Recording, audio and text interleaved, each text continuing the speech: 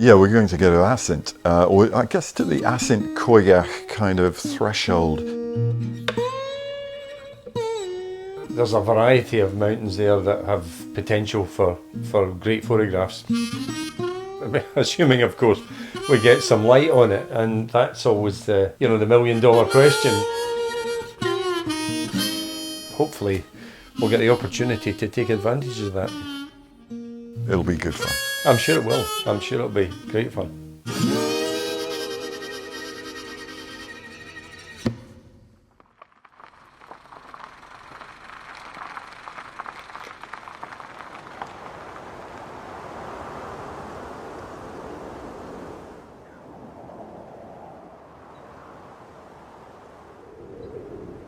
We've had so much rain this summer, the ground is absolutely sodden. You've just got to avoid that sphagnum moss. If you see that, give it a wide berth. Give it a wide berth, exactly. Or the top of your welly could be under it so easily. Very, very quickly, yeah. The sky looking that way is absolutely fabulous. Yeah, it's like a Constable painting, isn't it? Oh, it really is. And then, yeah, shower over I think that's over at Achnahaird there, at the back of Achnahaird Bay. Right. Great walk up in the cliffs there, up onto the high point. I've only ever done that once. Have you? Yeah, but I have done it. Yeah, it's good. It is. So I think this is the highest point, right?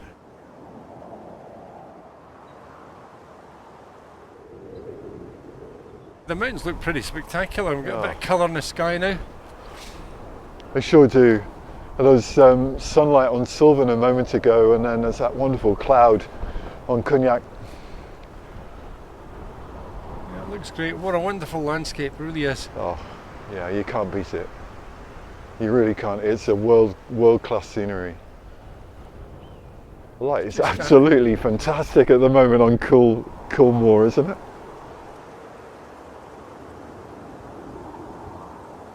So we have, in the far north, Coigach, Sylvan, Canisp. Is that a bit more dark? Breabag. Coolmore, Stac, Pollaidh, Coigach. What an array, what a panorama.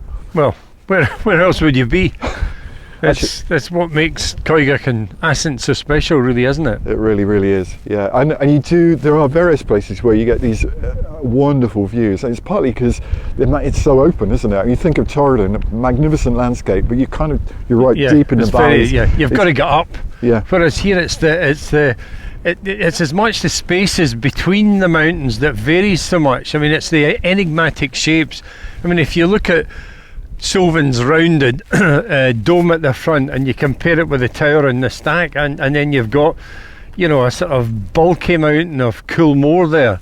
I mean, there's just such a variety and diversity of shape and space, the spaces between. Yeah. And they're not the biggest mountains in Scotland, but they're certainly the mountains with the greatest character. Yeah, I think that's true. They're astonishing. And then this landscape, this rocky, hummocky landscape with its glacially born erratics everywhere, and just fascinating, very slow growing understory as well, isn't it? But yeah, adds to the character. Yeah, a lot of it is bog, absolutely.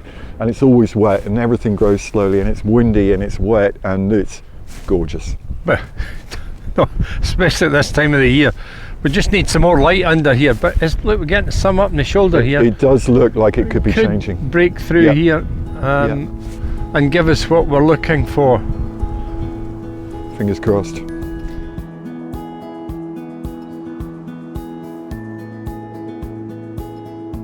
It's just absolutely stunning, the light, and I think we just need to be a little bit conscious of the fact the rain's just behind us here. So it is, and hence I've come equipped here.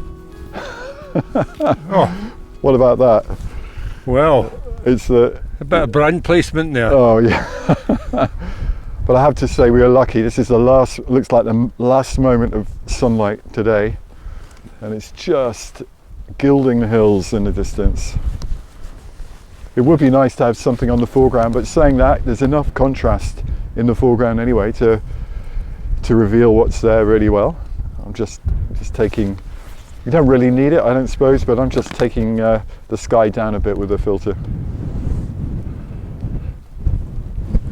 There's a lot of depth here. There is.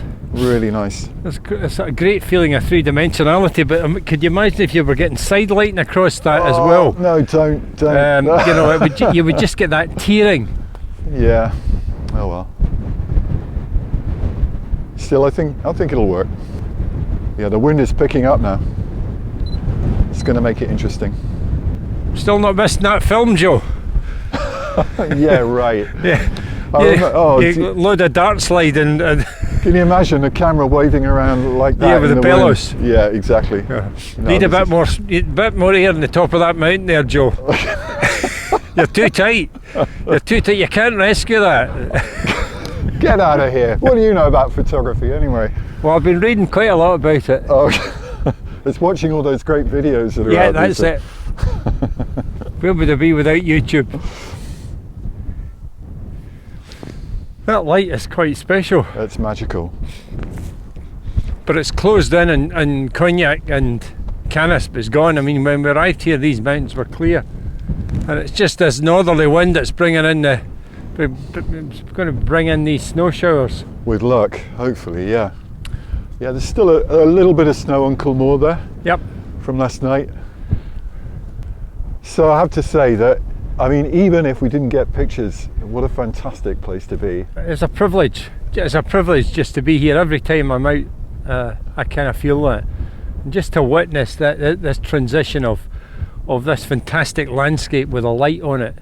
It's what we live for, really. And the weather, it's often, I think it's often tempting to, oh, if it's not sunny, you don't go out. But actually, you know, when it's like this, with this ebb and flow of the weather, it's like the earth is breathing. I mean, I just think that's stunning.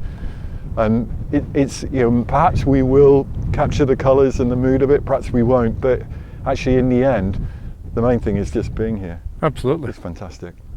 Absolutely, and you know, you can visualise the potential, but sometimes it happens and others it doesn't, but you never really go away disappointed. You know, there's always another day. Absolutely. It's just fantastic watching these waves of snow starting to fall now across the mountains to the east of us. Yeah, and you can literally watch it in vales. Absolutely beautiful. And if it gets snow on it, which isn't, as you know, common, but I remember being here in the winter of 2010 when we had 3 weeks of Arctic conditions. I spent a lot of time in these mountains, and wow. I got some photographs that I don't think I'll ever witness again in my lifetime. Yeah, that was really special. I was stuck at home in the snow then, but I was great down there too in Yorkshire. You know, one thing I really hate about getting old is these things.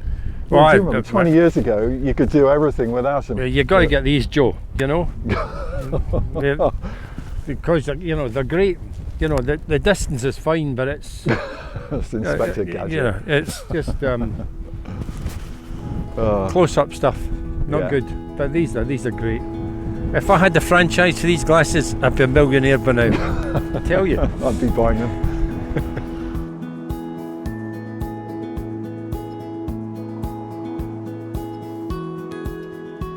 Well, I think that's it. We've had it. Well, let's face it, we didn't have long. No. Sun has gone, and it's not looking terribly promising now, unfortunately. No, it's not. So what's your masterpiece? Let's have a look at this. You know what? I know from stuff you've said to me before that you'll think this is rubbish.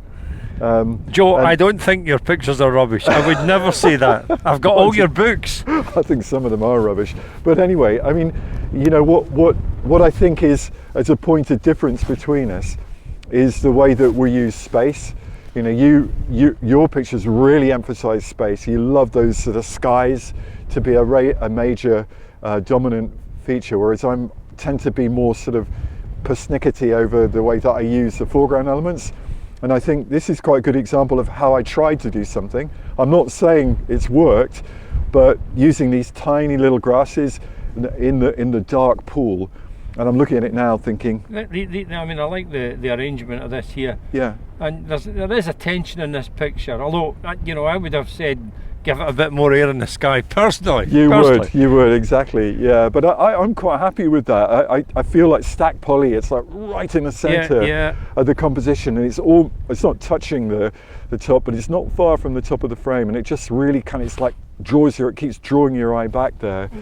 And I don't know, for me, the way that the elements work is quite positive. It's Joe, it's a signature image. It's just your signature on that. I can see it. It's got you written all over it. Yeah, well, my own image, it's not quite what I wanted. There's got to be a bit more potential here, though, I think, for future shoots. Absolutely. Well, what did we have? We'll have 5 minutes while the sun was sort of drifting across, and that was it. But you can see that, just looking around us on that knoll over there, there's several more beautiful boulders.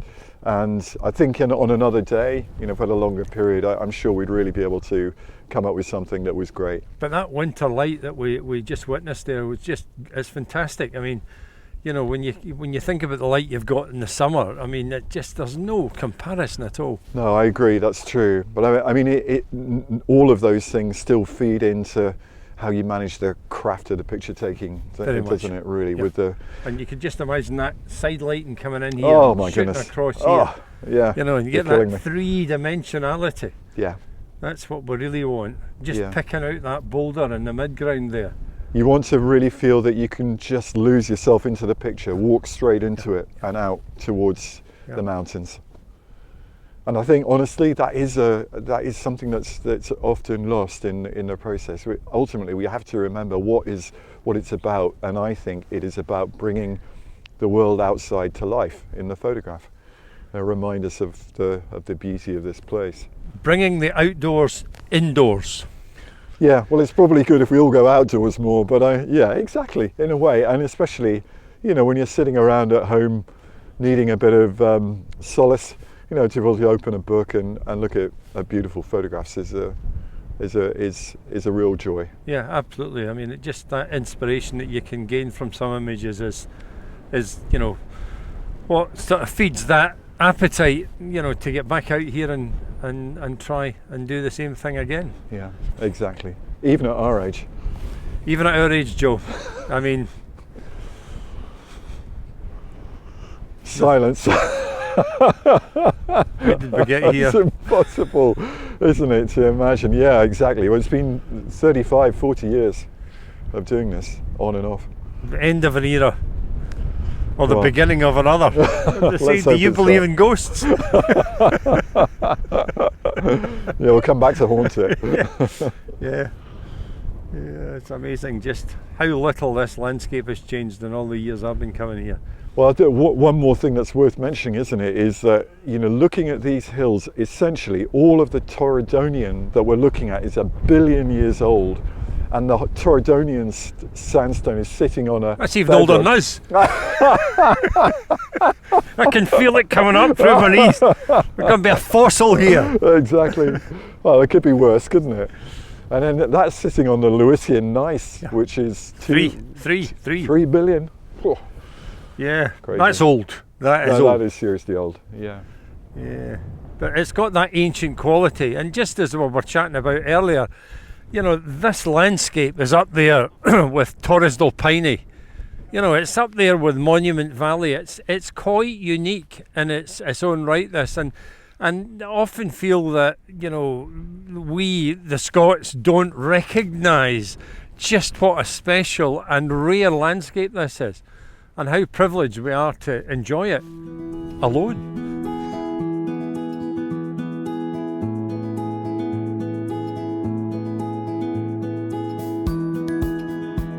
Well, I think we'll break the cameras down and head back and have a look at the top shelf in the barn, maybe. That is the best suggestion you've had all day, Colin. Well, it's a nice way to round off the evening. That's the end of part 2, but don't miss the final episode of the series as Colin and Joe visit a secluded beech woodland and seek out one of Scotland's most breathtaking vistas.